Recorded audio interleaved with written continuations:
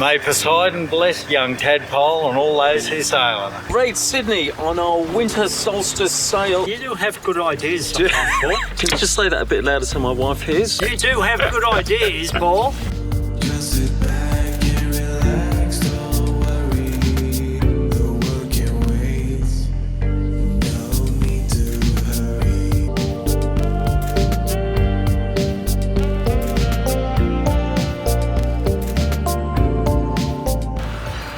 Hello! We've come up to Lake Macquarie up at Summerland Point boat ramp for the big winter get-together. So it's the winter solstice tomorrow night. And it's a full moon as well, so that'd be good. And I think we've got about 20 boats possibly coming today and tomorrow. Today's Friday. I've come up here early. And 2 or 3 guys have already gone over to Pool Bar Island, and the rest of us have probably put in later and just stay overnight here in the little bay.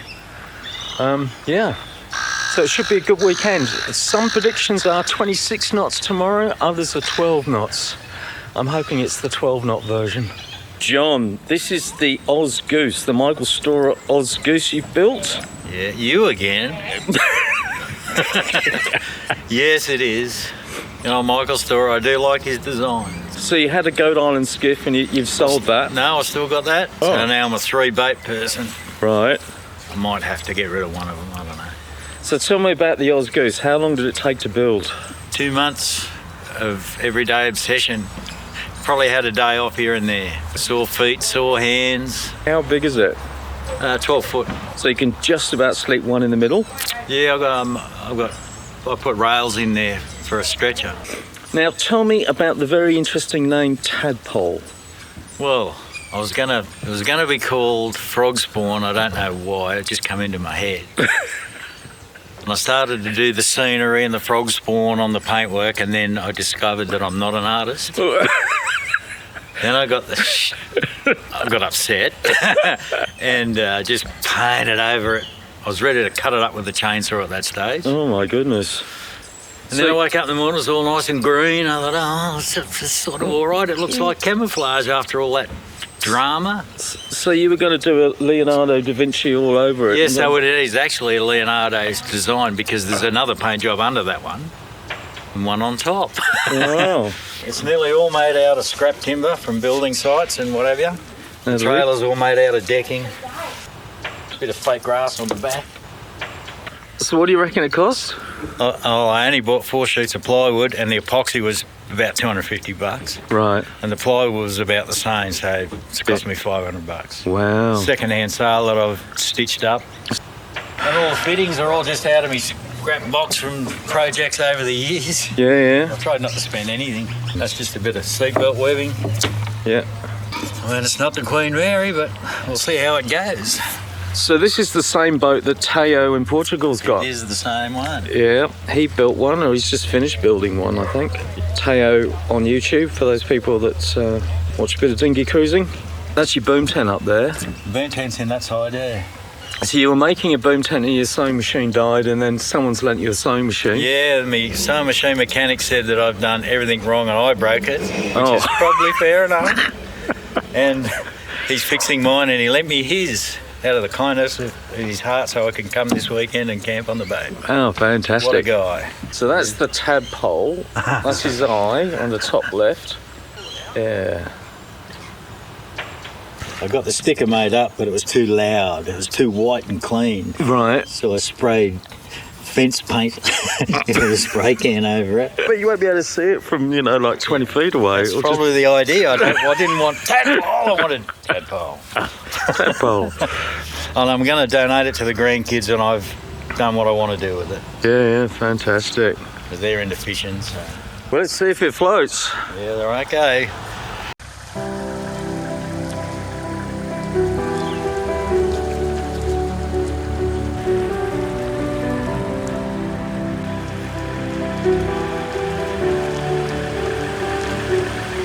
May Poseidon bless young tadpole and all those who sail on it.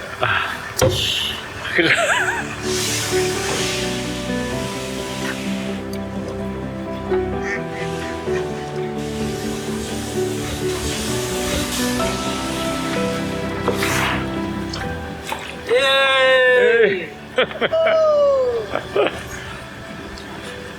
Hang on, is that water?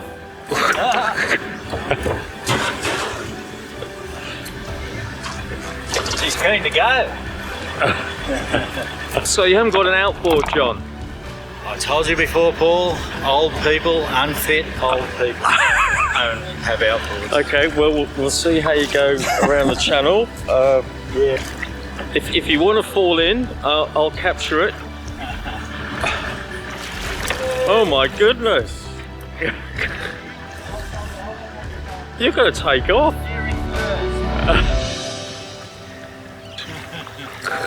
It's well in the water, yeah.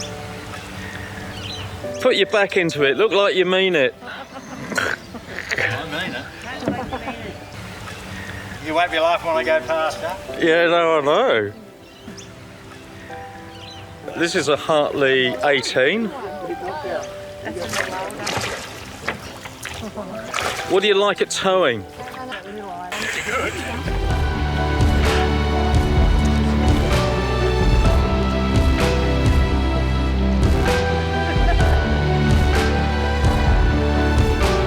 It's fast.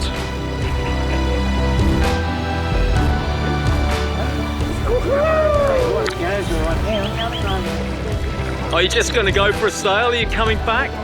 You're going to go Pulborough Island, okay. All right.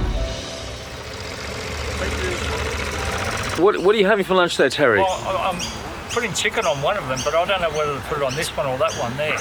And then the other one will have peanut butter, so I don't know. Yeah, tough. These decisions. Chicken and peanut butter? I'm used to my wife doing this for me.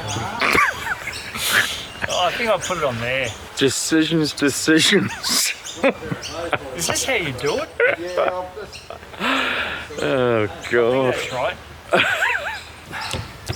Terry, how's the boat building going? Number 8. How's number 8 coming along? It's coming along well.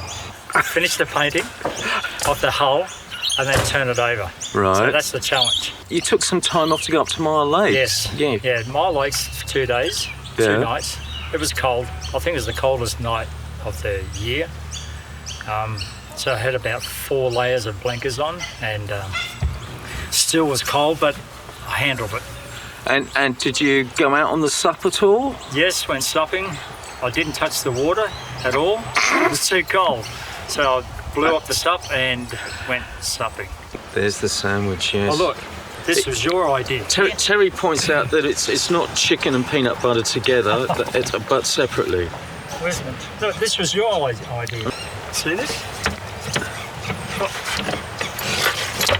Ah, I haven't seen your galley box before, have I? I don't think I have, no. So that comes in like that. But that was your idea to make that. I mean, You do have good ideas sometimes, Paul. can you just say that a bit louder so my wife hears? But that you do have good ideas, Paul. There it is. Yes, very You just nice. have to use them at home. John is roughly in the middle of frame. You can just see him on the horizon in front of those houses. This is Terry's technique for going shopping and not getting wet feet. And so far, he's doing a very good job. Oh dear. Yeah. I was only reenacting a Paul launch. Yes. They are a great idea for getting ashore and stuff. It's just I haven't done it enough to be confident enough to stay dry. But we'll see how the master does it. Go on, fall off. Go on, fall off. Songs on there. Oh, how disappointing. Well, good morning. Had a bit of a chilly night last night, but not too bad. It's about 7:30 in the morning now. I've just got up, made a coffee. We're here in the little bay at Summerland Point boat ramp. I think 6 or 7 of us moored last night in here. So it's quite protected, quite shallow, a bit muddy on the bottom. Just wander over the shop, say hello to some new people, and then we'll head off. Egg and bacon roll for those that eat bacon. Oh, don't look at mine. Before we go sailing. Len, tell me about your boat. What sort of boat is it? Yeah, it's a Caribou 17, a New Zealand design boat. Fella down in Marimbula built it, Brian Wright. So it's timber. Yeah, it's a timber boat, yeah. Not many of them in Australia, so I picked it up for $5,000, so complete. So You're kidding me? yeah, so Wow. yeah, bargain boat, yeah. One fella was telling me that he won one of the Mali race. Oh yeah, the Mali overnight. Yeah. And he said in light conditions they go okay, and then obviously as it gets fresher they're a bit short and fat, Yeah. and they tend to want to round up a lot. Yeah, so in light conditions, yeah, they get up and go all right. Yeah. Looks very nice. Yeah. So we're just heading out now. It's probably about 9:30 or something like that. Chris has just turned up from Canberra with his combi canoe. There was a bit of a shower, but it's cleared. There's a bit of blue sky. Fingers crossed. I've got a reef in to start with because I'm not quite sure how strong it's going to be out here.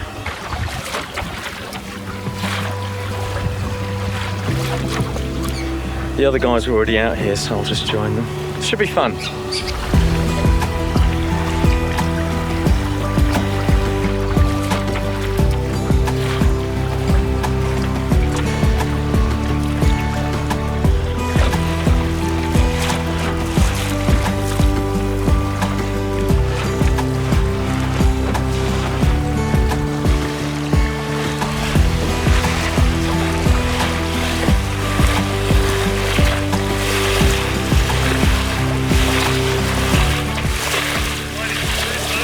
Yeah.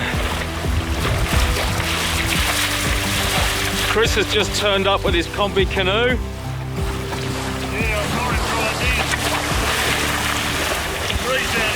Yeah.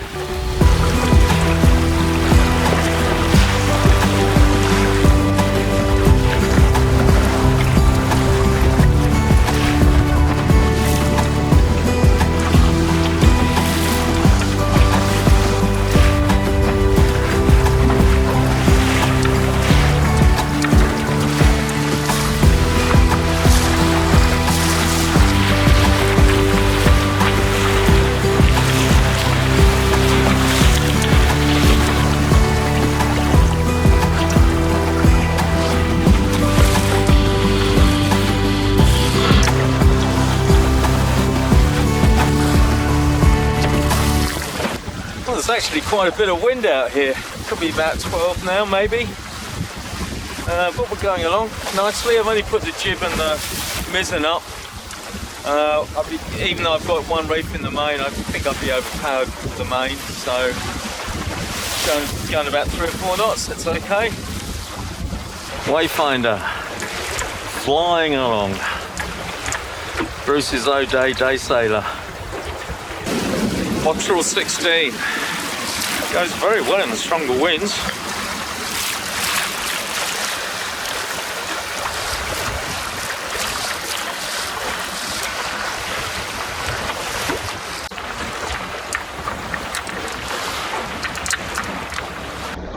It's a little bit windy out here. It is. I got out and I noticed everyone else had a reef in. Yeah. Or didn't have all their sails on. Yeah. It is time to reef. I think it's a good 12 to 15. Yeah.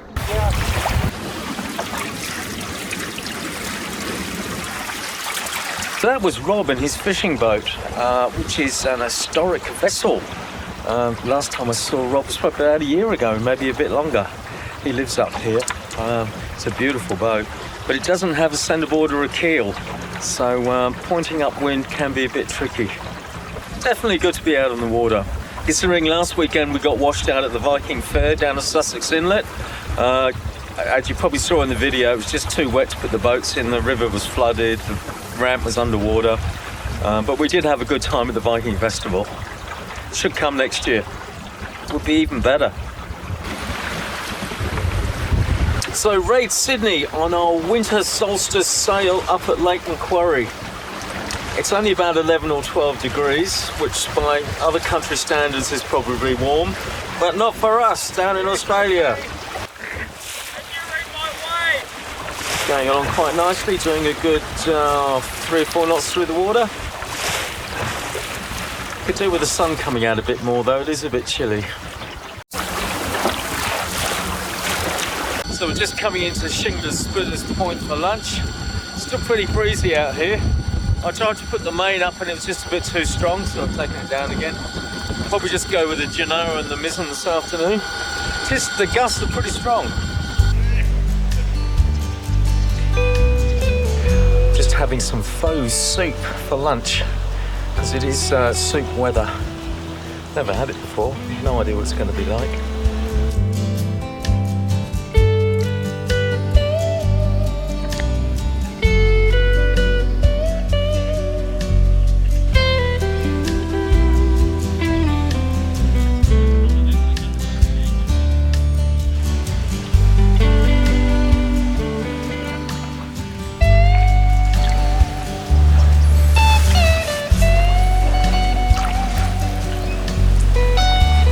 And the exciting thing is there's another Bay Raider that's come up to Sydney. So if you're watching, come and join us for a sail. Mystery boat. We need to know the boat's name or even your name.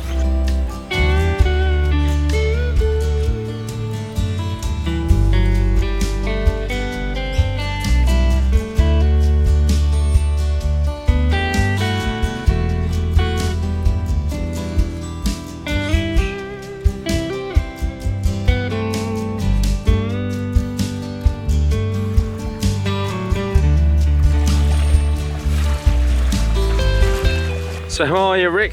How's the ankle? Is it? All good. Yeah, it's working again? It's quasi. You know, as well as the rest of me.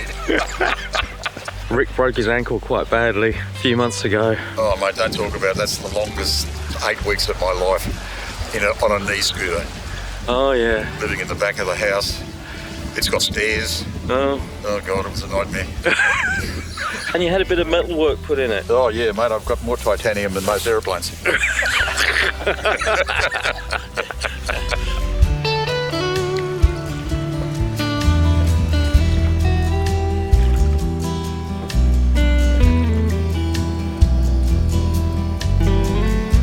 Off into the wild blue yonder, only it's looking a bit grey, not blue.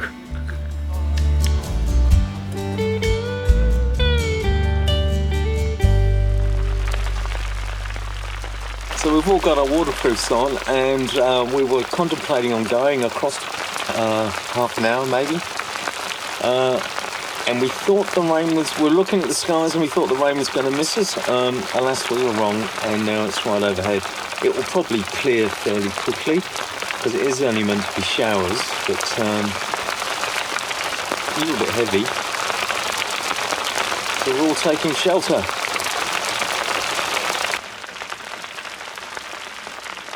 So while we're waiting for the rain to clear, I thought I'd tell you about a comment that was sent to me at Sailing Kate Louise. You know, a couple of weeks ago, I did a thing about making a flower pot tea light heater.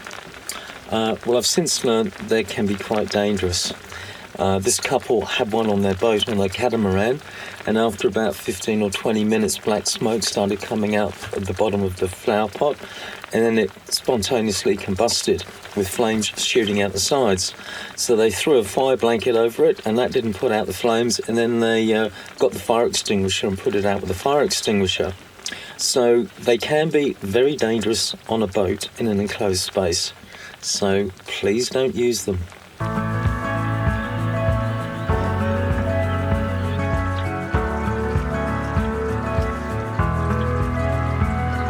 So we had about an hour's worth of rain.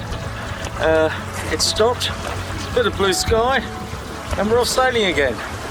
Not quite sure how strong the wind's going to be out here, but I've shaken the reef out. We should be all right. It's good to be sailing again. Blue sky. That's where we were, the back of Shingle Splitters Point.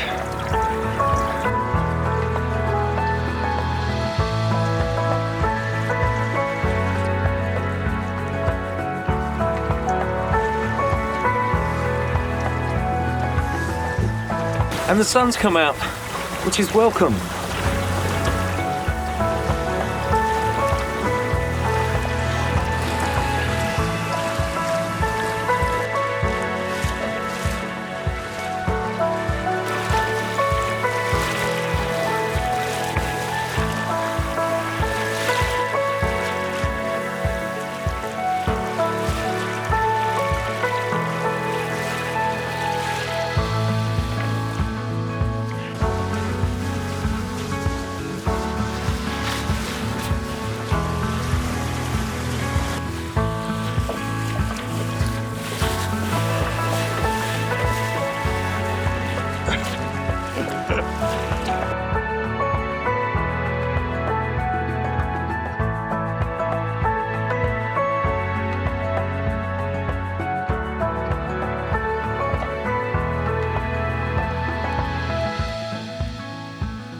Look, I know this is a bit embarrassing, but it's only 4:45, and I think I'm going to have dinner.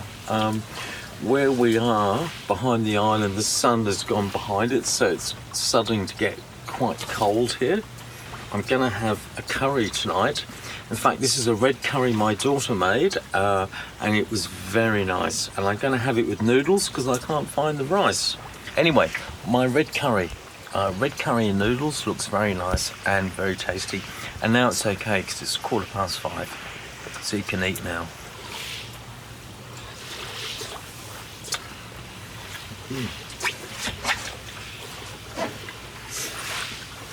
Very good. Thank you, Louise. That was superb. And I'm not just saying that because it was my daughter. I don't think she actually watches the videos, but that's another story. Anyway, red curry with noodles, because I couldn't find the rice. Very good indeed. And now it's started raining. You can probably hear the rain. So we're probably just going to sit this out for a bit to see what happens. Again, it's only 5:30.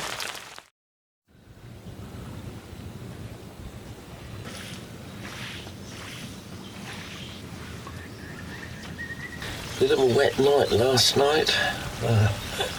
It rained on and off throughout most of the night, and it's still drizzling now.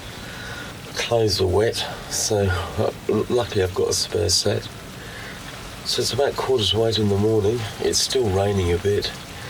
Thinking about some breakfast and coffee. Not quite sure what we're going to do today. I don't think anybody likes going sailing in the rain. Some think we might be crazy. I don't know. A good tip, Yes? take 2 sleeping bags. Because when one gets wet, you can get another nice dry one. Very good Take tip. 2 sleeping bags, Two both in dry bags. One of my dry bags has fallen apart. Yeah. Discovered a couple of Leaks. leaks. Uh, It's okay. I changed my sleeping position, which actually made it worse. That being said, I did wake up and change it all at 5 o'clock, and I've had a couple of hours of decent sleep since then, so it's all right. how many people go stand-up paddleboarding in wet weather gear? I mean, seriously, it doesn't make any sense. It doesn't make any sense. I'll tell you what I need is a cup of coffee. Yeah, I haven't had one yet. I didn't hear you snore last night, Rick. You didn't? No. Mate, that's because I was awake all night. So I'll bleep that bit out. Yeah. I didn't want to get up till it stopped raining. I was too warm in my sleeping bag. Yeah, it was nice and cosy, wasn't it? Yeah. I was the same way. I wasn't real keen on getting out. What's this coffee machine you got, Mark? This is our answer to get espresso on the boat. Oh. So we're still experimenting, we're still learning, but yeah, this is glamping basically. And what make is it? It's a Bellman CX XP, I think it's called. Right. So basically, it's a pressure cooker, or it's like a moka pot, but with a valve, so you can control your brew. I am not a coffee snob, but I love gadgets. So yeah, it's shiny. It's got gauges. I had to have it. So fill her up with a bit of hot water, a bit of boiling water. Then you get your little coffee shot. This one's a big one. That's full of tamp down. They're cheap. You have to buy a tamp separate, so that sits in there. Oh. That's your coffee shot. This is the extraction head. So you put that on top of there, and you turn it into a bomb by pressurizing it. And you crank it down. So how do you pump the pressure in? Where do you pump the pressure in? You stick it back on your stovetop. Oh. It boils, pressurizes this, and then you can control the coffee coming out with this. Right. Which I'll close for now, and then you control the steam one with this one. You stick that on there, and then you wait about 5-10 minutes for that pressure gauge to start coming up. And start drippy. Oh yeah. Well, we have action. And you have coffee coming out. Wow. once the pressure gets up to around that level, you can actually turn the heat off, which is good because you're trying to save gas. And then you've actually got your steam on, right? Let the condensation out, get in there, and it sounds like a cafe. Hell. And this brings all the dinghy cruisers running to your boat. So I just had a very nice coffee on Mark's boat, and now time for a bit of breakfast. So I'm just going to have fried egg on a roll. It's pouring with rain again. Some people have already left. I think I'll have breakfast, pack up, and then I think I'm going to go home as well.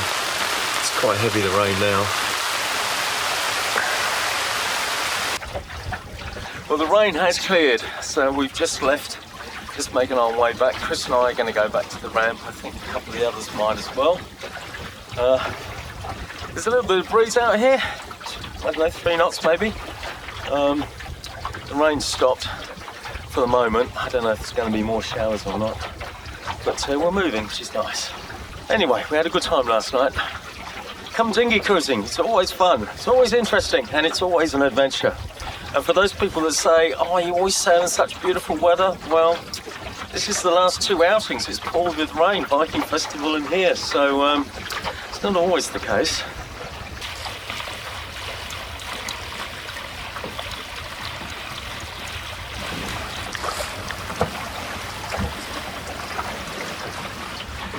Chris is over there and he just had a shark go under his bow, about 1 metre long, he said.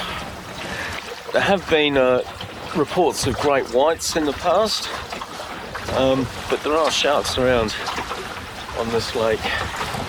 It's raining again. Go dinghy cruising! So thank you for watching Sailing Kate Louise, and I'll see you on the water somewhere next time. Just sit